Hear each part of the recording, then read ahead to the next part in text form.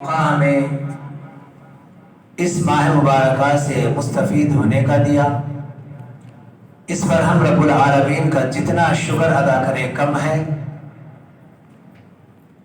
میں نے آپ کے سامنے سورہ ذاریات کی ایک آیت تلاوت کی ہے جس میں رب العالمین کا فرمان ہے وَمَا خَلَقْتُ الْجِنَّ وَالْإِنسَ إِلَّا لِيَعْبُدُونَ، میں نے جنوں اور انسانوں کو صرف میری عبادت کے لیے پیدا کیا ہے۔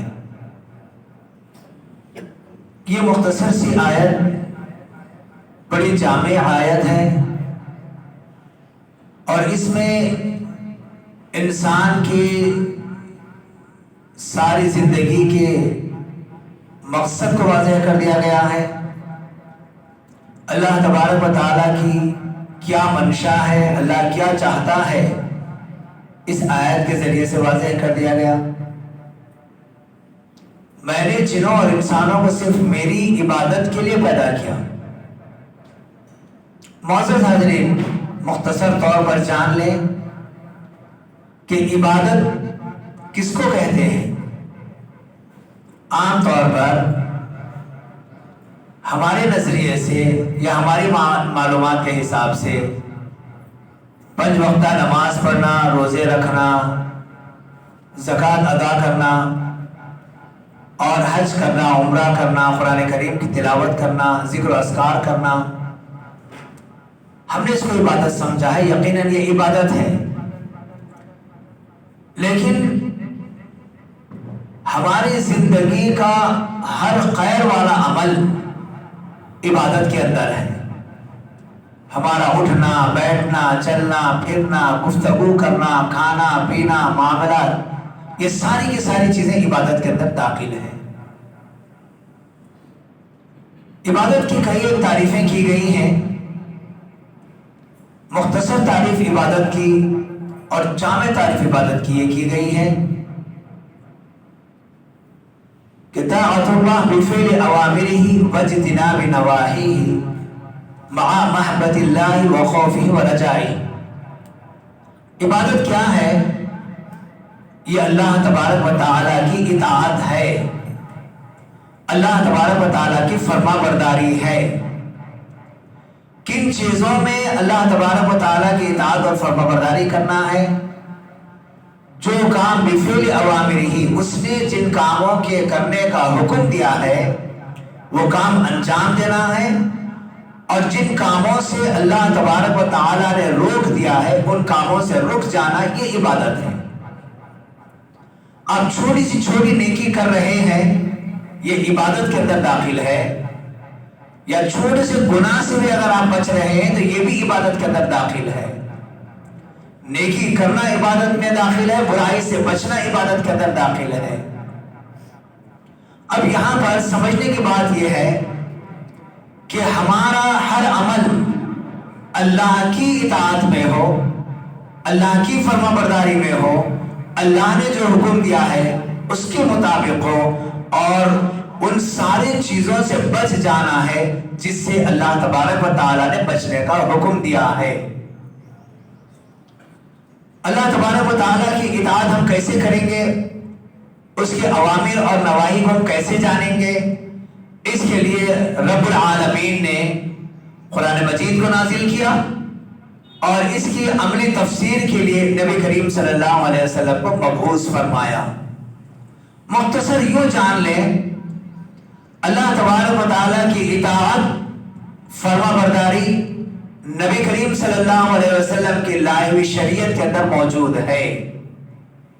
اس کو اور آسان طریقے سے یوں سمجھے کہ نبی کریم صلی اللہ علیہ وسلم نے اسلام کی شکل میں جو ہمیں قرآن دیا ہے یا حدیث دیا ہے، قرآن اور حدیث کو اپنا لینا، اس کے مطابق زندگی گزارنا، اس کی مخالفت نہیں کرنا، یہی عبادت ہے۔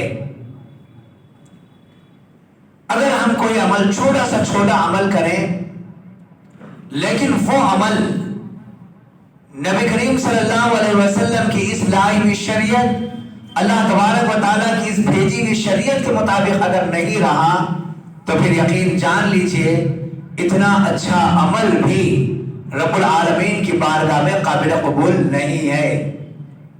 ہر عمل ہمارا नबी सल्लल्लाहु अलैहि वसल्लम की लाई हुई शरीयत के मुताबिक होना है। अब आइए,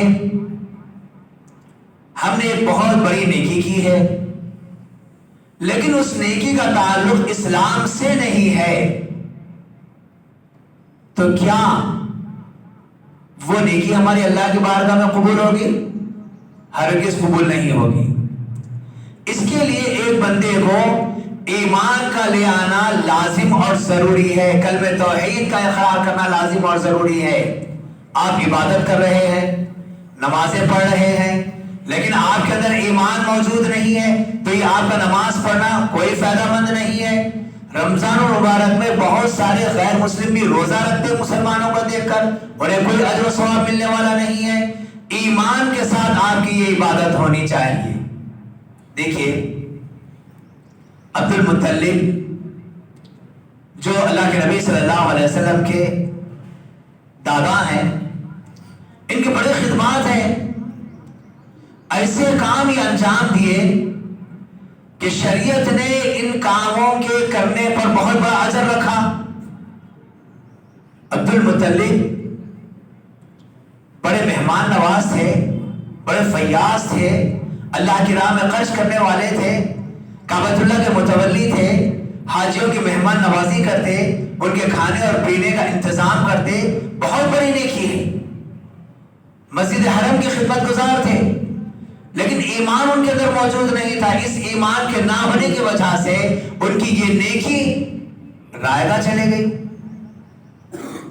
और दूसरी बात, अगर किसी ने ईमान के साथ ये सारे उमूर अंजाम दिए, यकीनन अल्लाह रब्बुल आलमीन कबूल करने वाला है, लेकिन इबादत की तारीफ में 3 शर्तें इसके अंदर मौजूद हैं अगर हम अपनी इबादत को कबूल करवाना चाहते हैं।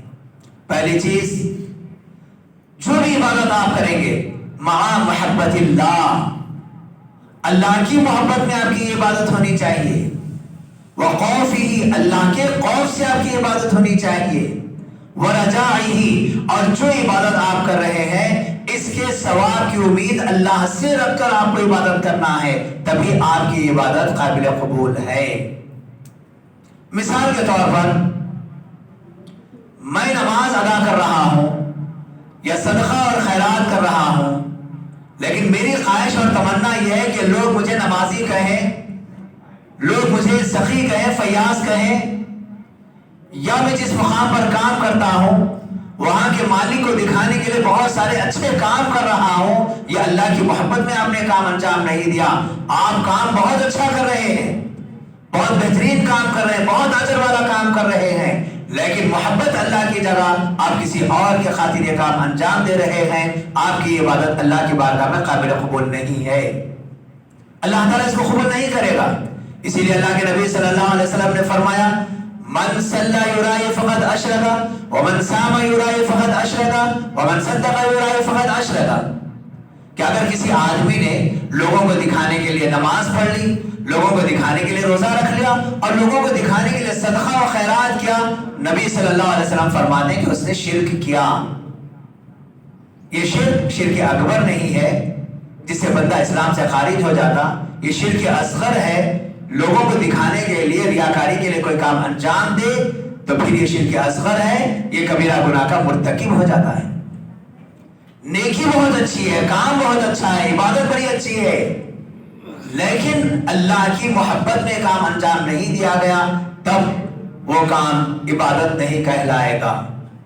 फिर उसके बाद दूसरी चीज बताई गई है, जो भी काम आप करेंगे अल्लाह के खौफ से करेंगे, लोगों के खौफ से नहीं।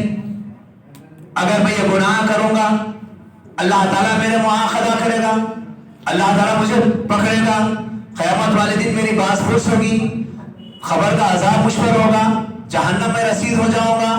अगर अल्लाह का ये खौफ अगर किसी बंदे के दिल में आ जाए, अल्लाह मेरी गिरफ्त करेगा, मेरा मुहासबा करेगा, मेरे अमाल मेरे सामने पेश करेगा, इस खौफ से अगर बंदा इबादत करता है, चाहे वो छोटी इबादत हो या बड़ी इबादत, वो रब की बारगाह में काबिल कबूल है। आप चोरी से बच रहे हैं, चोरी बहुत बड़ा जुर्म है, चोरी से बच रहे हैं। अगर मैं चोरी करूंगा मेरे घर वाले क्या कहेंगे, मुझसे नाराज हो जाएंगे, मेरा मालिक मुझसे नाराज हो जाएगा, फलां को मालूम होगा वो मुझे लान तान करेंगे। आप दुनिया वालों के खौफ से, बुराई से बच रहे हैं, इस पर आपको अजर नहीं है। यहीं पर अगर आप अल्लाह का खौफ रखते हुए इस बुराई से बच जाएंगे, आपके लिए बहुत बड़ा अजर है और यही इबादत कहलाती है। और तीसरी शर्त जो है, सवाब की नीयत भी, अल्लाह उम्मीद भी अल्लाह तबारक व तआला से रखना है कि मैं जो काम कर रहा हूं अल्लाह तबारक व तआला इसका अजर मुझे देने वाला है। यहां तक कि देखिए, एक बंदा नेकी करता है, अल्लाह रब्बुल आलमीन उस नेकी को बढ़ाकर 10 कर देता है, 10 से बढ़ाकर 100 कर देता है, 100 से बढ़ाकर 700 कर देता है। इतना बड़ा अजर मिलने वाला है, तो ये बहुत बड़ी बात है।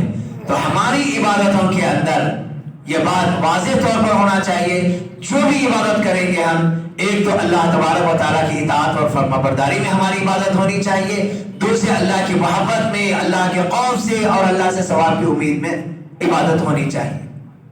अगर हम देखें, हमारा हर अमल इबादत के अंदर, अल्लाह के नबी सल्लल्लाहु अलैहि वसल्लम की एक हदीस है, नबी सल्लल्लाहु अलैहि वसल्लम फरमाते हैं कि एक बंदा रात को सोने से पहले नियत कर लिया रात को उठूंगा और तहज्जुद अदा करूंगा। सिर्फ नियत किया है, अब सो गया, नींद गहरी लग गई, नबी सल्लल्लाहु अलैहि वसल्लम फरमाते फ़ग़लबतहु ऐनाहु, नींद उस पर गालिब आ गई, रात को नहीं उठ सका, लेकिन उसने नियत किया था। आप सल्लल्लाहु अलैहि वसल्लम फरमाते हैं कि अल्लाह तबारक व तआला उसे रात में इबादत का सवाब देगा। उसने इस नियत की थी, छोटी सी नियत की बुनियाद पर, हालांकि उसका इरादा था उठने का, नहीं उठ सका, सो गया, उस नियत की बुनियाद पर भी अल्लाह रब्बुल आलमीन से रात में इबादत का सवाब देगा। आप खैर का काम करने का इरादा कर लीजिए, जैसे ही आप खैर का इरादा करेंगे, नेकी का इरादा करेंगे, आपको वहीं से अजर शुरू हो जाता है। तो ये मौका बहुत बेहतरीन मौका है जो रब्बुल आलमीन ने हमको दिया है, इसको गनीमत जाने। इस माह मुबारकात जो नेमत के तौर पर अल्लाह तबारक व तआला ने हमें दिया है, ये अल्लाह रब्बुल आलमीन का बहुत बड़ा एहसान है। इसमें एक एक अमल अल्लाह की इबादत वाला करना है, अल्लाह की रज़ामंदी वाला अमल करना है। वो अमल हमारा अल्लाह की मोहब्बत में हो, अल्लाह के खौफ से हो और अल्लाह से सवाब की उम्मीद में हो, तभी हमें इसका अजर और सवाब मिलने वाला है। बहुत सारे लोग इस अजीम महीने को पा लेते हैं और इस महीने में इबादतें भी कर लेते हैं, लेकिन उनकी इबादतों के अंदर इखलास अगर मौजूद ना हो तो फिर ये अजीम महीना पाकर भी उनके लिए कोई फायदा नहीं है। और बहुत सारे लोग इस अजीम महीने को पाने के बाद लापरवाही, सुस्ती और काहिली का मुजाहरा करते हैं। इसकी एक छोटी सी मिसाल देखिए, नमाज फज्र में मस्जिदें भर जाती हैं रमजान में, जोहर और असर में इसकी तादाद बहुत कम हो जाती है। आप देखेंगे, ये गैरों से पूछने की बात नहीं है, खुद अपने घरों का जायजा हम ले सकते हैं। अक्सर ये सोए रहती है जोहर के मौके पर, असर के मौके पर, मगरिब में फिर सब के सब तरोताजा होकर मस्जिदों का रुख करते हैं। इशा की नमाज में कुछ लोग नमाज पढ़ते हैं, कुछ लोग छोड़ देते हैं। तरावी कुछ लोग पढ़ लेते हैं, कुछ लोग छोड़ देते हैं। तरावी का मसला ऐसा है, वो लाजिम नहीं है कि आप मस्जिद ही में पढ़ें, अपने घर में भी पढ़ सकते हैं, जमात के साथ भी पढ़ सकते हैं, इसके लिए तो सहूलत है। लेकिन आम तौर पर हमारी इबादतों का हाल देख लीजिए। ये अजीम महीना है, इसमें कुरान नाजिल हुआ है, नुज़ूल कुरान की वजह से ये सारे एजाज़ात मिले हैं। बहुत सारे लोग, उनकी बदबख्ती है कि इस महीने को पाने के बावजूद भी वो कुरान करीम की तिलावत के लिए तैयार नहीं होते, जबकि इसका सुनना सवाब है, इसका पढ़ना सवाब है, इसका सीखना सवाब है, इसका सिखाना सवाब है। ये सारी चीजें मालूम रखते हुए भी हम इन चीजों से बहुत दूर रह जाते हैं।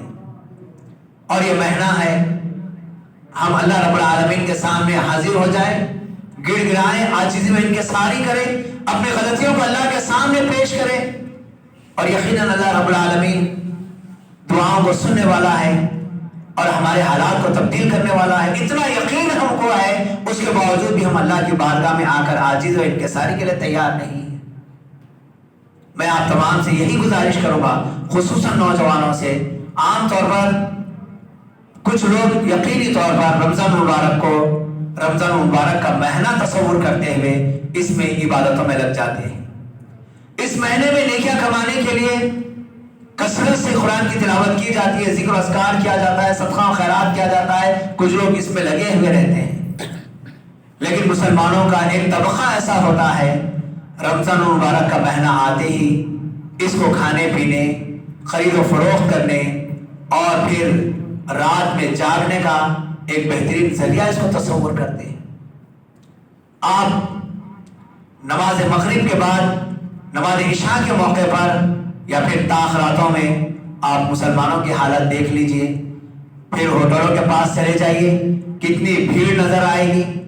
یہ سب چھوڑ دیجئے، یہ سب عارضی چیزیں ہیں، یہ دنیا کی حد تک یہ سب چیزیں رہ جائیں گی۔ ایک مرتبہ بیٹھ کر اللہ کے سامنے گڑ گڑائیے، عاجزی کیجئے، انکساری کیجئے، اپنے مسائل کو اللہ کے سامنے پیش کیجئے۔ ایک مرتبہ آپ دعا کریں گے، ہو سکتا ہے اللہ تعالیٰ اس وقت کی دعا آپ کی قبول کر لے، آپ کی دنیا بھی سدھر جائے گی، آخرت بھی سدھر جائے گی۔ ہماری زندگی کب تک ہے، ہم کب تک رہنے والے ہیں، کب ہماری موت آنے والی ہے، ہم کچھ جاننے والے نہیں ہیں۔ کیوں اتنی لاپرواہی سے ہم زندگی گزارے؟ میں آپ تمام سے آخر میں یہی گزارش کروں گا، اس مہینے کو جب اللہ رب العالمین نے ہمیں عطا کیا ہے، اس کا شکر ادا کرتے ہوئے اس مہینے کا بھرپور فائدہ اٹھائیں، ذکر و اذکار کریں، گالی گلوچ سے اپنی زبانوں کو پاک رکھیں، جھوٹ سے اپنی زبان کو پاک رکھیں، غلط کاریوں سے اپنے آپ کو پاک رکھیں، اپنی اچھی سوچ بنائیں، اپنی زبان کو اللہ کا ذکر کرنے والی، دل کو اللہ کا شکر کرنے والے اور کانوں کو، آنکھوں کو خیر سننے اور دیکھنے والا بنائیں۔ ایسی کوشش کریں، ہاتھ سے خیر کا کام کریں، پیر سے خیر کا کام کریں، اسی میں ہمارے لیے نجات ہے۔ اللہ ذوالجلال والاکرام سے دعا ہے کہ اللہ تعالیٰ جتنی باتیں میں نے آپ کے سامنے پیش کی ہیں، سب سے پہلے مجھے اور ہمارے سارے بھائیوں کو، بزرگوں کو، نوجوانوں کو اس پر عمل کرنے کی توفیق عطا فرما۔ وآخر دعوانا الحمدللہ رب العالمین۔ السلام علیکم ورحمۃ اللہ وبرکاتہ۔